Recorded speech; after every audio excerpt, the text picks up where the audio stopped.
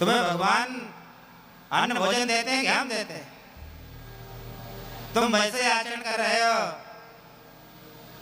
जैसे कोई स्त्री अपने पति की सेवा छोड़ करके किसी दूसरे पुरुष की सेवा करने लगे। अरे राजा में ही सब देवी देवता निवास करते हैं, राजा सर्वदेवमय होता है, इसलिए मैं ही सबका स्वामी हूँ। जब ऋषियों ने सुना कि अब तो सोचते थे कि बदल गया होगा, लेकिन ये वैसा का वैसे ही है। लेकिन प्रजा को उसके बदले खाने के लिए अन्न नहीं देते। पृथ्वी महारानी अत्यंत दीन हुई और हाथ जोड़ के कहा, हे भगवान, आपने मेरे लिए ही पूर्व में आदि वराह रूप धारण किया था, मेरे उद्धार के लिए। अब आप मुझे मारना चाहते हैं, लेकिन मुझे मार करके अपनी प्रजा को किस पे, फिर प्रजा को कहाँ रखोगे? सब तो मेरे ही ऊपर है।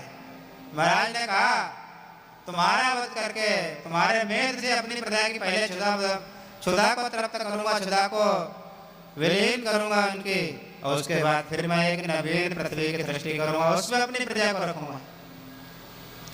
पृथ्वी देवी ने कही, महाराज, अन्न ना दे, औषधियां छुपा लेने का, अन्न छुपा लेने का एक कारण है।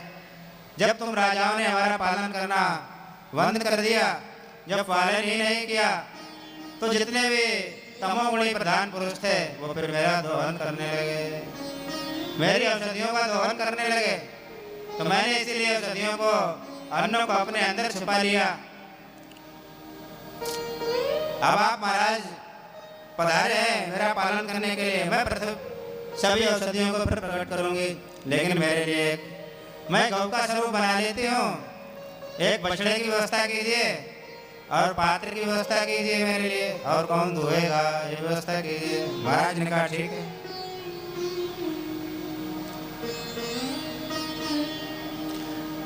महाराज ने सबसे पहले मनु जी को बछड़ा बनाया, क्योंकि मनु जी मनुष्यों में सबसे आदि पुरुष है। मनु के पुत्र होने के कारण हम सब लोग मानव कहलाते हैं।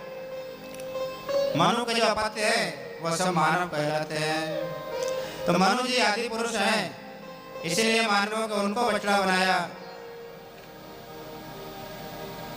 और हाथों में ही जितने धान्य थे, जितनी औषधियां थी, सबका दोहन कर लिया। इसी तरह देवताओं ने भी इंद्र को बछड़ा बना लिया और बल और रोज का मैंने दोहन किया। दैत्यों ने प्रहलाद जी को बना लिया और सुरा का दोहन किया। इस तरह जिसको जो जो आवश्यकता थी उन सब औषधियों का दोहन कर लिया।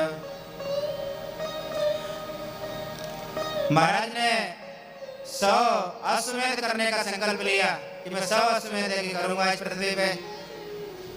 जब 99 अश्वमेध एक ही कर लिए, जब 100वां एक ही करने जा रहे थे महाराज, इंद्र आए और इंद्र को बड़ी चिंता हुई कि जो शत्रु होता है, जो 100 एक ही कर लेता है, फिर वो मेरी गद्दी का अधिकारी बन जाता है, कहीं मेरा सिंहासन न चला जाए।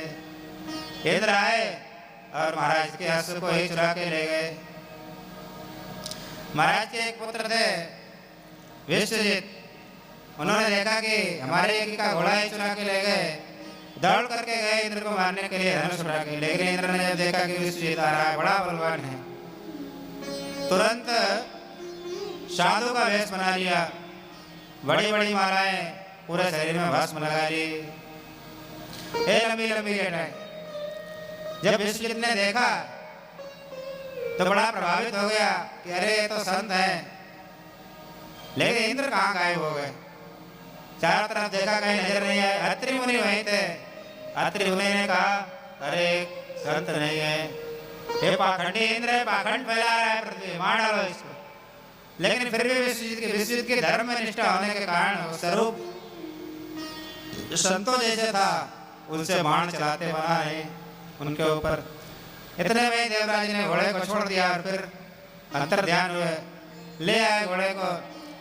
लेकिन यह कि चला थोड़े काल, देवराज ने फिर चारों तरफ एक जाला में अंधेरा कर दिया और एक के घोड़े को फिर खोल ले गए, फिर गायब कर दिया। विश्वजीत फिर उनके पीछे दौड़ा, फिर वही पाखंड का रूप उन्होंने धारण कर लिया।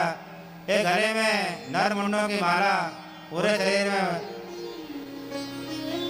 रुद्राक्ष मनुष्य की अस्थियां वाले शरीर में पहने हुए हैं उनके साथ, यहाँ भी तमाम रुद्राक्ष सर में धारण किए हुए हैं अपनी जटाओं में। फिर उसको मारने की इच्छा नहीं हुई कि इनके ऊपर बाण कैसे चलाएं विश्वजीत को। लेकिन जब विश्वजीत लौटे अपने पिता को बताया कि ऐसे इंद्र की करते तो महाराज को बड़ा भारी गुस्सा आया। महाराज ने तुरंत ही अपना धनुष और बाण उठाया कि यहीं से इंद्र को खत्म कर देता हूं, ऐसा बाण मारता हूं कि इंद्र की यहीं से जो है गोविंदाय नमो नमः हो जाएगी। जब उनके होताओं ने देखा, ऋतुजों ने देखा कि महाराज धनुष बाण उठा रहे हैं, तो पूछा महाराज ऐसा क्यों कर रहे हैं। सोचा कि इंद्र ने कई बार इसमें विघ्न किया है, इंद्र नहीं मानना है, इंद्र को पहले ठिकाने पे लगाते हैं। होताओं ने कहा है महाराज राजन, मेरे होते हुए आपको धनुष उठाने की कोई आवश्यकता नहीं, और नियम है जिसने यज्ञ में दीक्षा ले ली वो फिर किसी को मार नहीं सकता, इसीलिए आप किसी का वध नहीं कर सकते महाराज, आप चिंता ना करें महाराज। हम लोग ऐसी आहुति डालेंगे कि इंद्रासन के सहित खींचे चले आएंगे और इस हवन में आके अपने आप यज्ञ में स्वाहा हो जाएंगे।